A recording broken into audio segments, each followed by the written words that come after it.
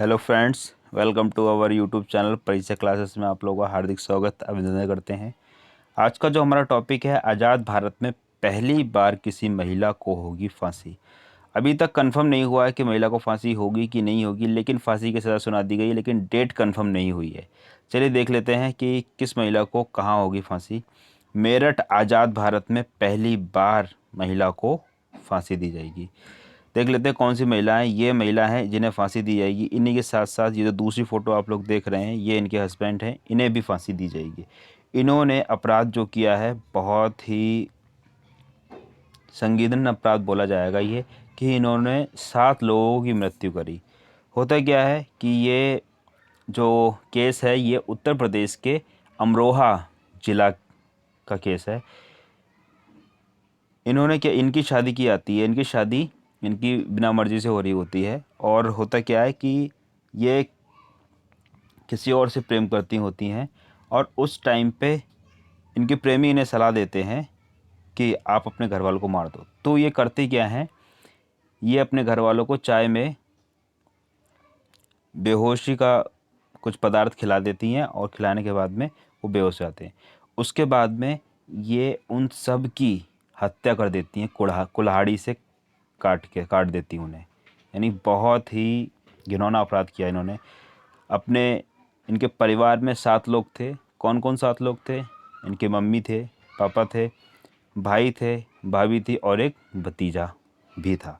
तो इन सब की इन्होंने अकेले हत्या कर दी। उसके बाद में करती क्या है, ये बाकायदा पुलिस को फ़ोन करके बुलाती हैं कि मेरे घर में सबको मार दिया गया। पुलिस को बिल्कुल भी ये पता नहीं होता है कि ये सारी की सारी घटना इन्हीं ने ही करी है। लेकिन होता क्या है, कुछ टाइम बाद में जब चेकिंग वगैरह होती है, सब कुछ देखा जाता है, तो इनका इनसे संबंध पाया जाता है। तो इस कारण फिर ये खुद कबूल लेती हैं कि सारा का सारा इन्हीं ने किया। 2008 में शबनम ने किए थे कत्ल। ये सारे के सारे कत्ल 2008 में हुए थे। इन्होंने अपनी पूरी फैमिली को ख़त्म कर दिया था, पूरे परिवार को मार दिया था। आगे देखते हैं। प्रेमी से मिलकर अपने परिवार को ख़त्म किया था इन्होंने।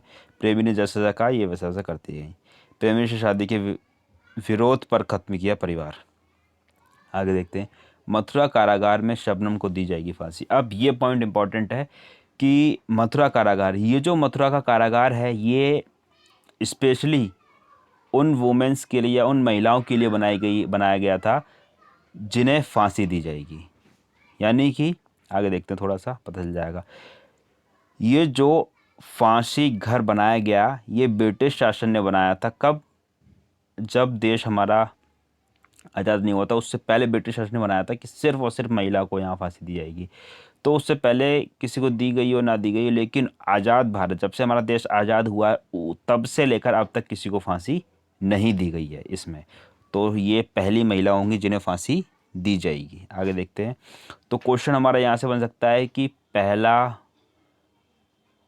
फांसी घर कहाँ है, पहला महिला फांसी घर कहाँ है? तो मथुरा में है। क्वेश्चन बन सकता है, पहली महिला, आज़ाद भारत के बाद में पहली महिला जिन्हें फांसी दी गई, तो शबनम। तो इनका नाम जो था शबनम था। उसी के साथ साथ ये केस 2008 से लेकर अब तक चल रहा है। उस टाइम पे फांसी की सज़ा दे दी जाती है, लेकिन होता क्या है कि इन्हें फांसी नहीं दी जाती। क्यों? क्योंकि इनके उस टाइम पे ये प्रेग्नेंट निकलती हैं, और इस वजह से इनकी फांसी की सज़ा रोक दी जाती है। अब आगे देखते हैं। पवन जल्लाद ने 2 बार किया फांसी घर का दौरा। यानी कि जो फांसी पवन जल्लाद, ये पवन जल्लाद वही जल्लाद है जो निर्भया केस में जिन्होंने बाकी लोगों को फांसी दी थी। ठीक है, तो इन्होंने 2 बार जाके देखा कैसा क्या है, कैसा क्या नहीं।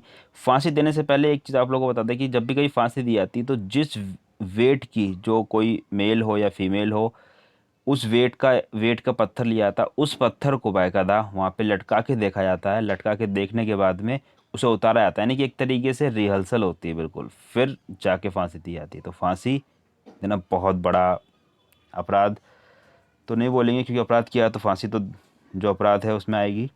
तो ये कहाँ का था? अमरोहा की शबनम की दिया याचिका हुई खारिज। अब इन्होंने क्या किया, पहले इनका डिस्ट्रिक्ट कोर्ट में चल रहा था, वहाँ से फांसी की सज़ा दे दी गई। फिर हाई कोर्ट में गई है, हाई कोर्ट में ने भी इन्हें फांसी की सज़ा ही सुनाई। फिर सुप्रीम कोर्ट गई, सुप्रीम कोर्ट ने भी इन्हें फांसी की सज़ा ही सुनाई। उसके बाद में फिर ये राष्ट्रपति के पास जाती हैं और राष्ट्रपति ने भी इन्हें फांसी की सज़ा से मुक्त नहीं किया। यानी कि राष्ट्रपति, हमारे भारत में एक राष्ट्रपति ऐसा है कि जो किसी की भी सज़ा को माफ़ कर देगा। उसे हम लोग हमें आगे देखेंगे। शबनम और उसके प्रेमी सलीम को होगी फांसी। दोनों लोग को फांसी कंफर्म कर दी गई है, कभी भी हो सकती है, लेकिन अभी डेट कंफर्म नहीं करेगी, लेकिन इतना कंफर्म कर दी कि इन्हें फांसी ही होगी। बाकी आगे देखेंगे। ये वो महिला हैं जिन्होंने अपने परिवारजनों को मारा था, 7 लोगों को। ठीक है। उसके बाद में अब यहाँ से हमारे क्वेश्चंस कौन कौन से बनेंगे उसको हम देखेंगे। दया याचिका, इन्होंने क्या किया, राष्ट्रपति के पास में जाके, या इनके जो वकील थे, इन्होंने, क्योंकि ये तो बाहर जा नहीं सकती, तो इनके वकील बाहर गए और बाहर जाने के बाद में दया याचिका दायर करी। दया याचिका, जिसको मर्ची अपील भी बोलते हैं, ठीक है, यानी कि माफ़ कर देना। अब आर्टिकल 72, अब यहाँ पे मैंने 2 आर्टिकल लिखे हैं, एक आर्टिकल 72 लिखा है, एक आर्टिकल 161 लिखा है। आर्टिकल 72 जो है वो हमारा राष्ट्रपति के अकॉर्डिंग आएगा, यानी कि राष्ट्रपति आर्टिकल 72 के तहत किसी को भी माफ़ कर सकता है, किसी की भी सज़ा माफ़ कर सकता है। इसी के साथ साथ मैंने आर्टिकल 161 लिखा है, 161। आर्टिकल 161 जो राज्यपाल है वो किसी को भी माफ़ कर सकता है, लेकिन अब देखेंगे कि हम राष्ट्रपति किसे माफ़ कर सकता है और राज्यपाल किसे माफ़ नहीं कर सकता। ठीक है, आगे देखते हैं थोड़ा सा। राष्ट्रपति की क्षमादान, जो पार्डन की शक्ति है राष्ट्रपति की पार्डन की शक्ति अनुच्छेद 72 में आती है, यानी कि आर्टिकल 72 में आती है। इसमें भी 5 तरीके की इनके पास है कि पहला क्या है, क्षमादान दे दी, यानी कि किसी को फांसी दी गई, यानी किसी को फांसी देने वाली थी, कंफर्म कर दिया फांसी देना, लेकिन वो गए इनके पास में और इनसे कहा कि से गलती हो गई, हम अपनी गलती को मानते हैं, और आखिरी में आके राष्ट्रपति ने कहा ठीक है जाओ, माफ़ कर दिया, तो यानी कि सीधे क्षमा कर दी। फांसी की सज़ा भी राष्ट्रपति माफ़ कर सकता है। उसका दूसरा क्या है, लागूकरण, कम्युटेशन।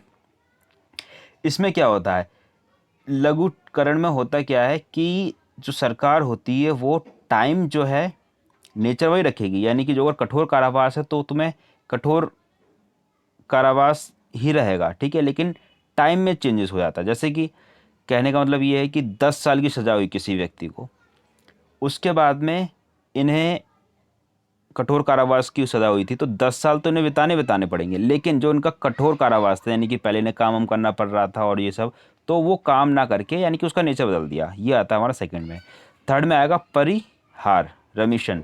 इसमें इसका उल्टा आता है, यानी कि कठोर कारावास दे रखा है और 10 साल की सज़ा दे रखी है, तो उसमें समय कर देते, तुम्हें कठोर कारावास में ही रहना होगा, लेकिन 10 साल की जगह 5 साल रहना होगा। तो किस में जाएगा, परिहार यानी कि रेमिशन। फिर आती है फोर्थ, विराम, रिपीट जिसको बोलते हैं। अब इसमें किसी, जैसे मान लो किसी को फांसी देने के लिए अप्रूव कर दिया कि इन्हें फांसी देना है, अब वो मेंटली अनअवेयर है, यानी कि मेंटल सही नहीं है, उसकी हेल्थ सही नहीं है, बीमार हो रखा है, ठीक है, तो पहले उसको चेकअप करा जाएगा, उसको सही करा जाएगा बिल्कुल, जब वो बिल्कुल स्वस्थ हो जाएगा तब दोबारा उसे फांसी दी जाएगी, इस तरीके से। या फिर महिलाओं में इसमें देखा जाता है कई बार कि महिला प्रेग्नेंट वगैरह होती है तो फांसी की जो सज़ा है वो टाल दी जाती है, ठीक है। तो ये हो जाएगा किसमें, विराम, रिपीट में। आखिरी आएगा हमारा प्रिविलंबन। प्रिविलंबन में क्या होता है, प्रिविलंबन में बहुत ही इम्पोर्टेंट है, जो अभी शबनम के केस में है वो प्रिविलंबन लागू हुआ है। जैसे कि अभी राष्ट्रपति ने इन्हें माफ़ नहीं किया, लेकिन राष्ट्रपति ने क्या कर दिया, अस्थाई कर दिया, यानी रोक दिया कि 2008 से लेकर 2021 अभी चल रही हमारी, तो यहाँ से लेकर इतने लंबे टाइम के बीच अब तक तो सुप्रीम कोर्ट ने तो आदेश दे दिया होता, लेकिन राष्ट्रपति ने रोक रखा, स्थायी कर दिया कि हाँ फांसी दी जाएगी, कन्फर्म दी जाएगी, लेकिन डेट निश्चित नहीं करी गई, जो भी दिन जा रहे हैं वो जा रहे हैं। तो ये चीज़ होता है। अब जैसे कई बार क्या होता है कि फॉर एग्ज़ाम्पल हमारे भारत के राष्ट्रपति बाहर गए हुए हैं, दौरा पे गए हुए हैं, किसी भी विदेश यात्रा पे गए हुए हैं, अब किसी को फांसी की सज़ा दे दी गई सुप्रीम कोर्ट ने भी, अब वकील जाता है कहाँ, राष्ट्रपति के पास में। अब राष्ट्रपति तो है नहीं, तो वहाँ पे जो कोई होगा तो वो क्या है, एक स्टे लगा देगा, ठीक है, स्टे लगा देगा कि हाँ जब राष्ट्रपति जी आएंगे तब वो देखेंगे, और जो अगर माफ़ करने वाला हो तो माफ़ करेंगे, अदरवाइज़ नहीं करेंगे। तो प्रिविलंबन ये हो जाता है। उम्मीद करते हैं आप लोगों को अच्छे समझ में आया होगा सारे के सारे। तो ये था, तो बताइएगा वीडियो कैसी क्या लगी, कैसी क्या नहीं लगी, ठीक है। तो मिलते हैं नेक्स्ट वीडियो में, तब तक के लिए जय हिंद, जय Bharat, thanks for watching, have a nice day.